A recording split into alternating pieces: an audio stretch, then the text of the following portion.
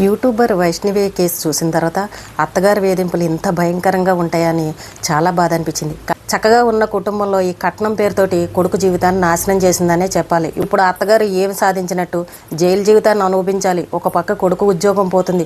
ఒకవేళ నానా తంటాలు పడి కొన్ని రోజుల తర్వాత జైలు నుండి బయటకు వచ్చినా ఆ కొడుకుని ఎవ్వరూ పెళ్లి చేసుకోరు. అదే కనుక ఉన్న కోడల్ని బంగారంలాగా చూసుకుంటే ఇంత పెద్ద కుటుంబం ఉన్న వాళ్ళు చక్కగా ఆ కూతురికి ఎంతో కొంత కట్నం కింద ఇచ్చేవారు కదా. చూడండి, తొందరపాటు నిర్ణయాల వల్ల ఒంట్లో కసి, కోపం ఇలాంటివి కనుక పెట్టుకున్నారనుకోండి, జీవితాలు ఇలాగే నాశనం అవుతాయి. పచ్చని సంసారంలో నిప్పులు పోసింది, ఒక కుటుంబాన్ని బాధ పెట్టింది, బంగారం లాంటి ఇంటి కోడల్ని పొట్టన పెట్టుకుంది. ఏ అత్తగారికైనా సరే తను ఓ ఇంటి కోడలని గుర్తు పెట్టుకోవాలి.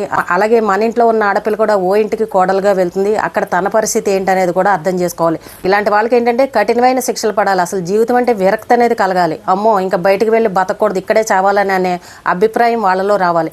ప్రతి అత్తగారు ఓ ఇంటి కోడలని తెలుసుకున్న రోజునే ఈ సమాజం బాగుపడుతుంది.